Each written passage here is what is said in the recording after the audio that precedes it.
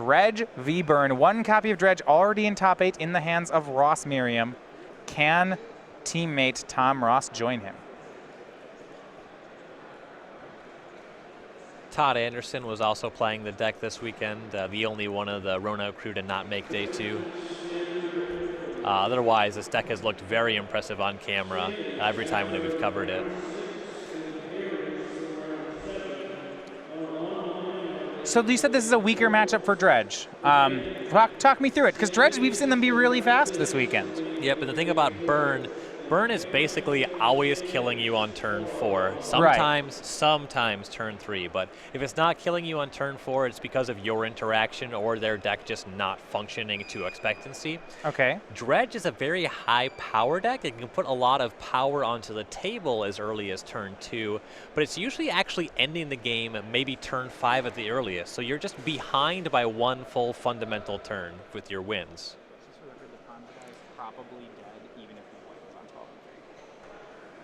Tom Ross on a mulligan here.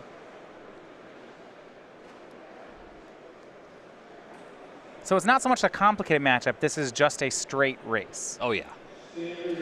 Tom Ross is looking for that hand that opens up on Faithless Looting and spinning the wheel and looking for some really good dredges off of Golgari Grave Troll. Contemplating a scry here.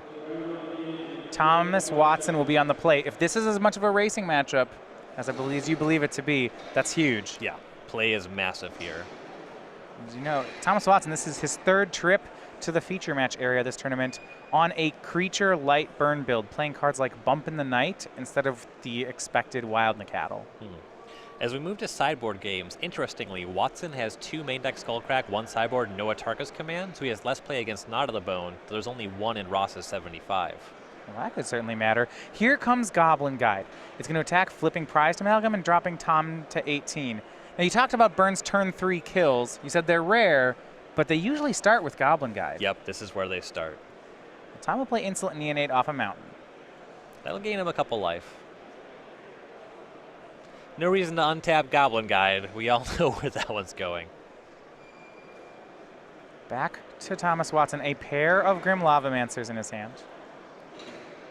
So he's going to size up the board here into the Insolent Neonate.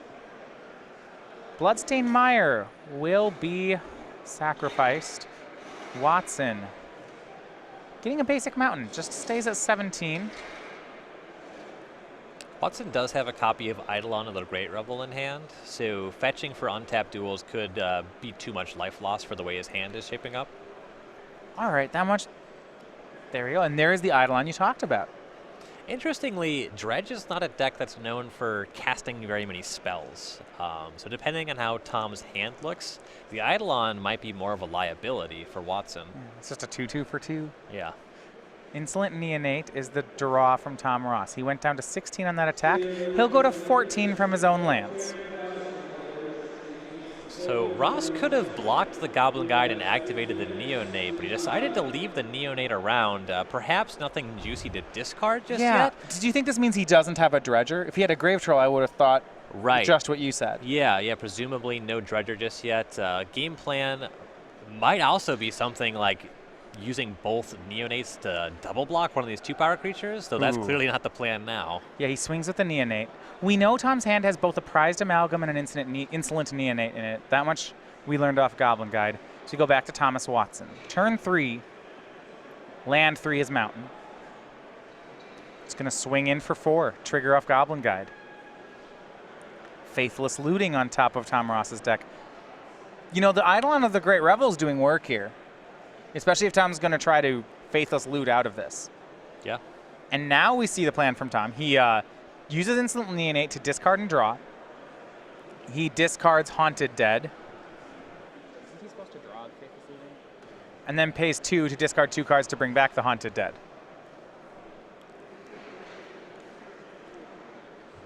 Off the Neonate. Yeah. And then Watson was at the ready with a Searing Blaze for the token for the Haunted Dead. No, hold on, stop the game. That doesn't work this way. Because Neonate is discard and draw. He can't, he already flashed back the Haunted Dead. He can't He passed on that. He can't dredge here. If he already put Haunted Dead on the battlefield, he definitely cannot go back and dredge. All right, we have the match here stopped for a judge call on the moment on that last turn. And I believe it has to do with the sequencing of Insolent Neonate. Yeah, but he put the Haunted Dead Some on the interesting battlefield. stuff happening with the ability to say Insolent Neonate, discard, and then draw a card. So that's all part of one trigger. Right. And so if you sacrifice that and then you put Haunted Dead on the battlefield, that means that trigger's done resolving. So it's out of order. It's a little out of order for Tom. Yep. Now, all the information was available, so this is going to be a judge's call on how to resolve the situation. Right. Presumably, it's just out of order sequencing, play on. Yeah, there wasn't any additional information, so yeah, the table judge will make a ruling as to whether or not Tom has to draw the Faithless Looting or whether he's allowed to out of order sequence and given a warning for it. Those are the two resolutions we're looking at. Mm-hmm.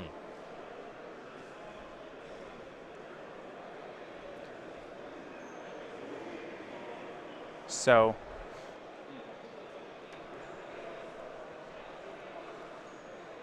right now, that one is going to be taken care of. Judge, we're going to bring you back in the booth here. Matthias Hunt and Ryan Overturf.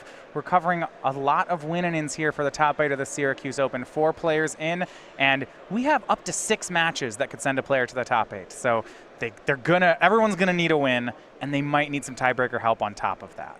Yeah, with the gateway that game is playing out, Tom Ross had some interaction that didn't involve casting a spell in the face of Island on a great level. Idea, Right. Get a chump blocker that way with the spirit token that he's bringing in, but Searing Blaze was ready for him. That pre-combat land made that even better. I don't think he's getting out of game 1 alive. Yeah, so I want to go back to this judge call just to kind of explain what's going on here. There was a play that doesn't exactly work in the rules. If you put a discard and draw trigger, discard to draw, so he discards to draw a card.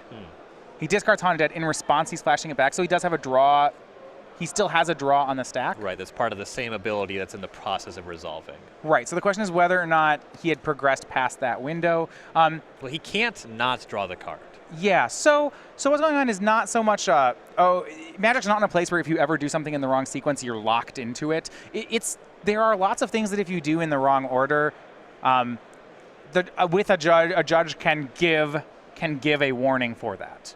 So it's not, you might say, hey, we gotta put Tom Ross down to the letter of the law, make him do it that way. That one's up to the judge. They can actually rearrange them. He would get a warning for out of order sequencing if that's the call that the judge makes. Yep. But that you're not necessarily locked into that, and that's where the judge call is going right now. An interesting thing about that sequencing, Tom did it in the way where he had less information. He resolved the Haunted Dead before the dredge, so he's not taking advantage of anything. He's just sequencing kind of just wrong. Yeah. So we'll see the exact resolution here when we know it.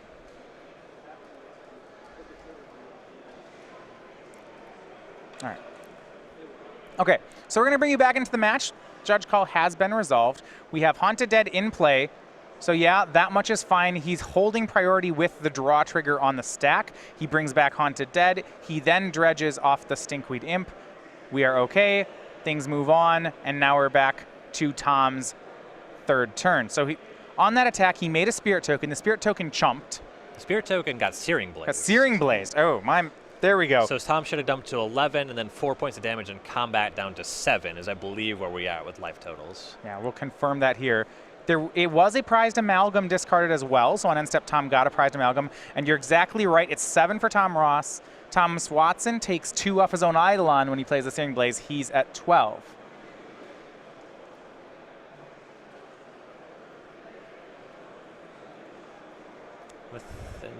With Watson still at 12, there's really no way to set up super relevant blood gas. Tom is facing down a lot of damage depending on what's left over in Watson's hand on the following turn. Neonate's at least able to block, or rather, Prized Amalgam's at least able to block. And Tom Ross, he's going to go on the attack with Prized Amalgam. Thomas Watson goes down to 9. Watson also played a Grim Lavamancer last turn. So now we see some plays from Tom Ross. He's going to go ahead and make a land drop, get a Bloodghast, and looks like cast another Insolent Neonate. He drops down to 5. Bump in the night from Thomas Watson. Sends Tom Ross down to 2, and then the Grim Lavamancer is going to do it. Burn takes the first game off of Dredge. Yeah, and winning the die roll definitely matters there. As you can see, Tom Ross was getting to the point where he could have multiple blood gas, got Watson below 9. That's kind of the danger zone. He does have access to Conflagrate to do a lot of damage from that kind of position, though Watson able to really seize the initiative in that game. So game 1 goes over to Burn. Just a little too fast there. All right, let's look at the sideboard. So on Tom Ross's side, you mentioned that they do have some stuff for this matchup. Yeah, some stuff, though, generally you see 2 or 3 copies of Knot of the Bone. Breaking down Tom Ross's sideboard, 4 Leyline of the Void, 3 Ancient Grudge, 3 Abrupt Decay, 2 Memory's Journey, 1 Collective Brutality, 1 Dark Blast, 1 Knot of the Bone. So it's just the 1 Gnaw, that's for sure coming in. I do like Collective Brutality. It's going to kill one of the creatures from the burn player. Also, discard a card, maybe get a Dredger out of your hand to gain some life with that. And also in the burn matchup, you're usually going to be able to hit an instant or sorcery from their hand. So this is really the matchup where Collective Brutality generally shines the most. Tom can also bring in some Abrupt Decays, or a lot better on the play. On the draw, you're just not really where you want to be. It's too tempo negative. You're already taking the hits from the creatures that are really going to matter. So that one's much less good, but at least for game 2, I can see the Abrupt Decays. All right, over on Thomas Watson's side, 1 Rending Volley, 3 Ensnaring Bridge, 2 Path to Exile, 2 Stony Silence, a Dragon's Claw, this one I know he wants, a Grafdigger's Cage, 1 Skullcrack, 2 Core Firewalker, and 2 Wear Tear. Yeah, for sure the Grafdigger's Cage. There's some argument for Path to Exile because Tom has got a lot of sticky threats that are coming in, though I think that he just needs to stay on target. The cage is enough of a haymaker that, sure, bring it in. Everything else, just go upstairs. What about something like Ensnaring Bridge or maybe even Core Firewalker? Tom's a lot of red cards. If you stick a bridge, I don't know that Tom can cross it. Yeah, but Tom may have already done the damage. It's also difficult to get to 0 cards. In particular with Burn, before you get down so a Bloodghast or an Insolent Neonate can't attack, your opponent should just be dead from the spells you're casting. All right. Well, Tom Ross down a game, trying to get into the top 8 here. Oh, I like Watson's 3rd Skullcrack coming in as well. He's anticipating Knot of the Bone if he knows this matchup. StarsGames.com. You too can look. We have our t-shirt sale that we run all the time. You too can look just like Tom Ross over in the feature match, featuring your StarCityGames.com t-shirt. The 50/50 cotton poly blend made in the U.S. They are available for order at StarCityGames.com/apparel. Tom Ross going to 6. Mustache sold separately. You have to place that one on long order, you know. But for Tom Ross, the 2-time Invitational Championship from Roanoke, Virginia, originally from the Louisiana area, needs no real introduction. 13 open top 8s, and here's the impressive part.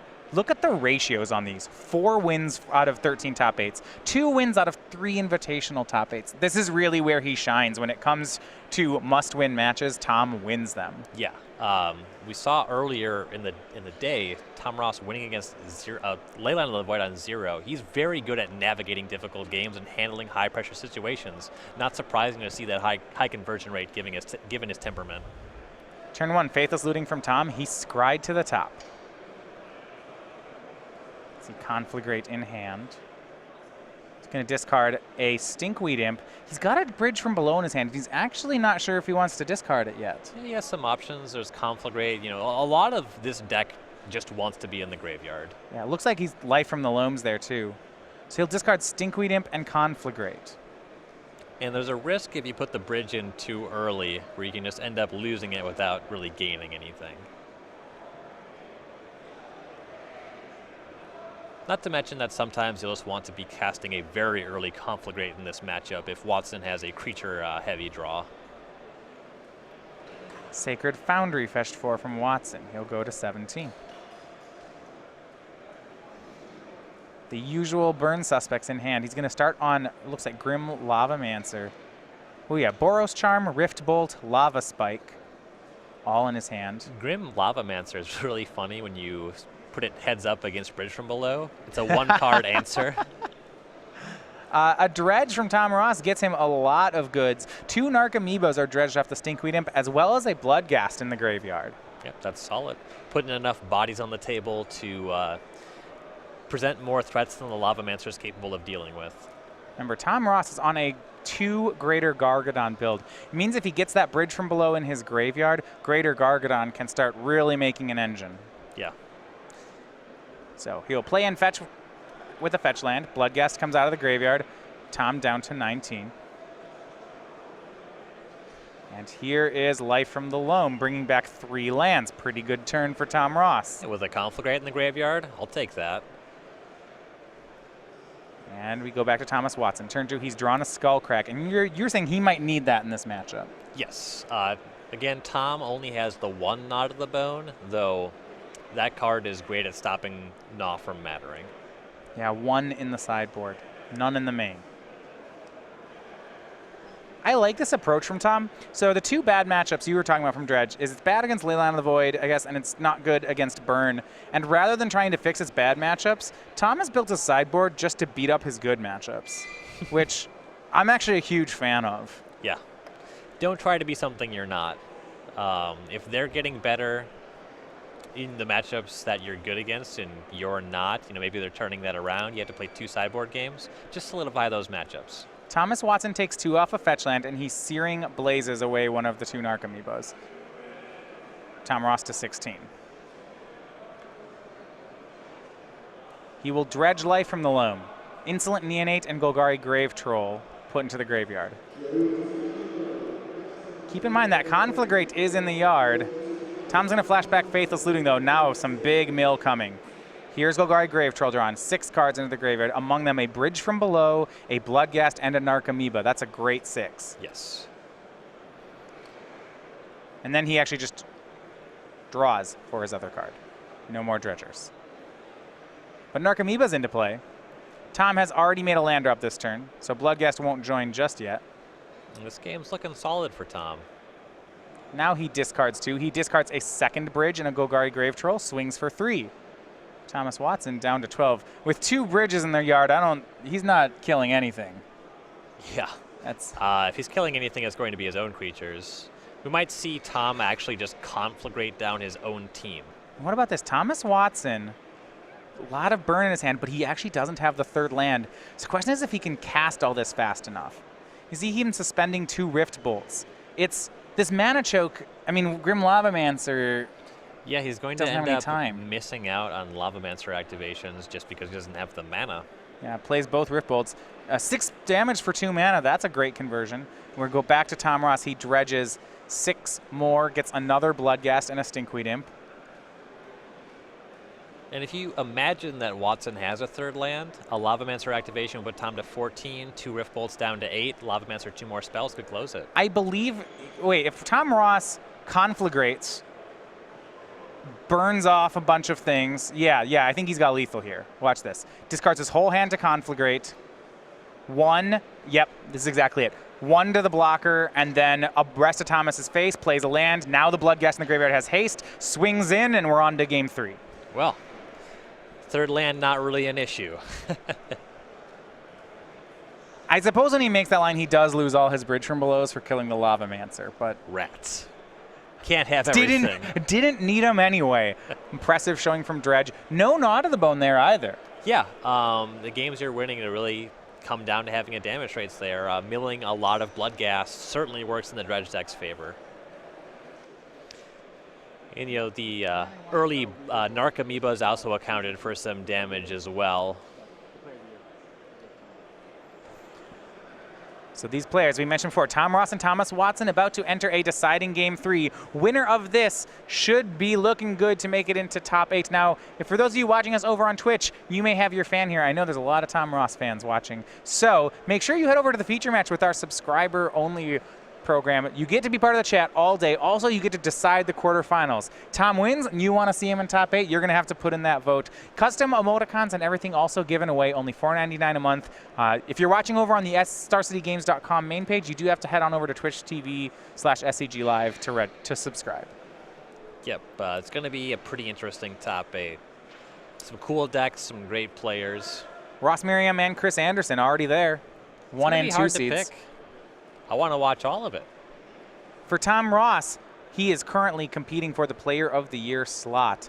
You see, in 2nd place, He's a ways behind Jeff Hoagland. Jeff did not day 2 today, but he's currently 6-0 in the Standard Classic. So Jeez. Tom could really use a top 8 or a win here to make this more competitive. Jeff is going to be hard to catch. But at the end of the season, there are at-large spots for the Players' Championship available. I'm sure Tom would love one of those, though he may get it as early as next weekend when we look at the Season 2 standings.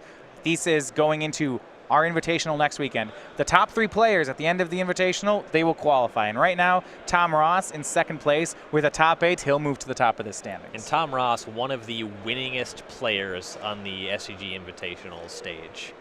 2 trophies for Tom Ross, a third top 8 on top of that. The only player other than Jerry Thompson to win 2 Invitationals. Keep in mind, Kevin Jones, Andrew Jessup, and Andrew Main and Devin Kepke all day 2 today, so they're going to have extra points added to their total here. But Todd Stevens missing. He's also playing Classics today. This is going to be an interesting race next weekend. Yes. Both players getting ready for Game 3. Thomas Watson will be back on the play. And on the play, you gotta like Byrne here. A big part of that game too. Obviously, Thomas missing on the third land is an issue. Choked kind of the way his hand shaped up. Though being on the play made it a non-factor. Tom won before things were sort of mathematically possible for that draw to come together. Yeah, last game, it's not that Thomas Watson's hand, well, I guess I'll say it wasn't particularly bad. The Grim Lavamancer didn't do much that game because the choke was mana. It's way worse than Swiftspear or Goblin Guide no matter what in this matchup. In that game, though, not being able to activate it hurt it a lot. Andrew Boswell, a winner over in the feature match area. With Jund, that will bring him to 12-3. He has very strong tiebreakers.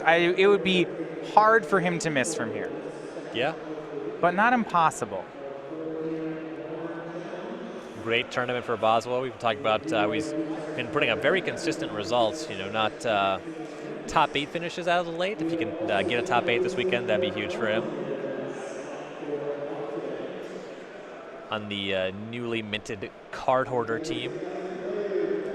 Second mulligan for Tom Ross. If the mulligan lines up, does this matter? We talk about Dredge and Legacy so much as a deck that can not draw you on 5 cards.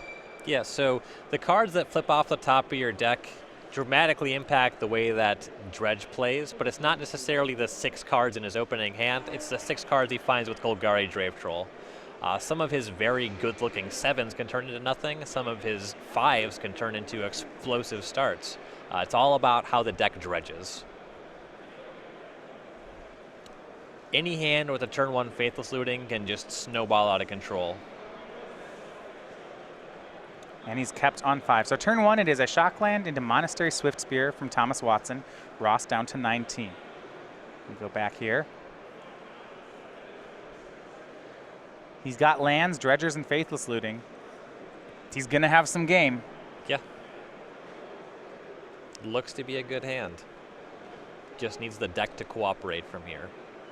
Had to decide just what he wanted to do with his mana, and he's going to go ahead and fetch with Bloodstained Mire. Goes to 18. We'll see if it's down to 16. It is for Blood Crypt. That's a big cost to pay in this matchup. Something he was thinking about, he does have a Copperline Gorge in hand.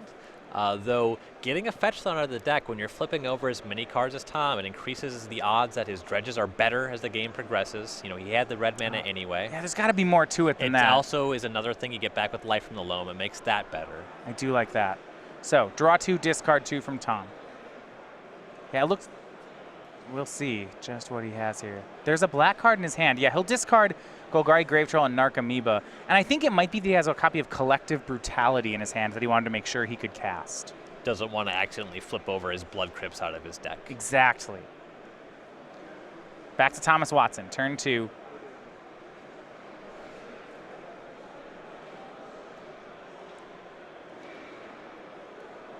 Blood Crypt from Thomas Watson.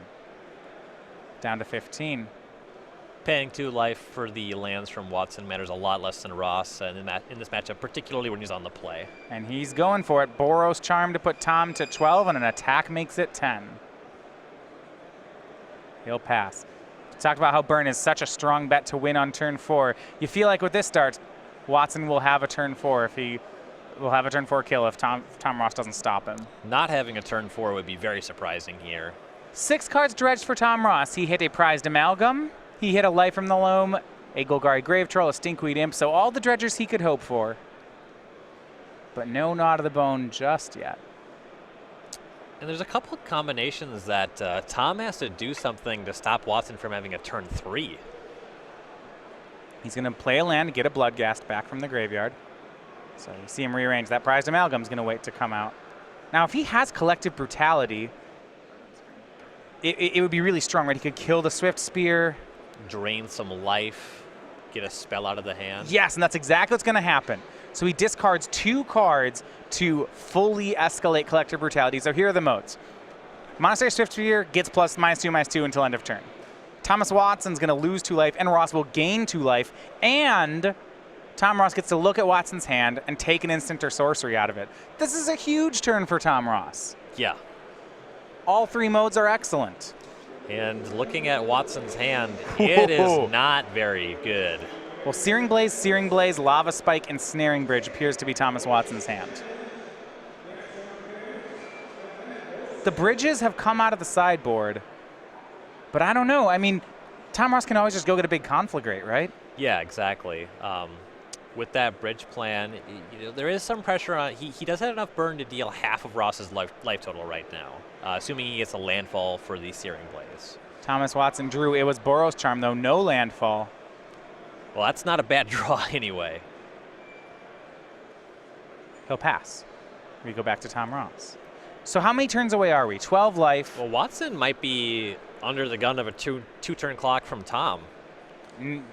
No doubt. Here's another Dredge of 6. Greater Gargon, 2 more Stinkweed Imps, but most importantly, Conflagrate enters the graveyard. This definitely feels like a 2-turn clock. Yes. Here come the creatures. Seeing both. Watson down to 8. I guess Tom Ross, because of that mulligan, only has 2 cards in his hand. Well, he has 2 cards, but if he just attacks with these creatures, attacks again, that puts his opponent down to 3, and then Conflagrate after his draw step would be for 3. He's going to Faithless Looting here, which does mean he won't have the cards you were looking for, but it could be something much bigger. He's going to dredge a Grave Troll. He dredges 2 prized amalgams. Second draw. He doesn't have a way to get those amalgams just yet. Here's Stinkweed Imp. Can he find a Narcomoeba? That would be a huge play. Bloodghast. And the 5th one's Narcomoeba. And that will bring back both prized amalgams. Now he's got way more than lethal on the following Yeah, turn. discards 2 Grave Trolls. Creatures come back. All right, Thomas Watson, it's up to you. Can you deal enough damage here?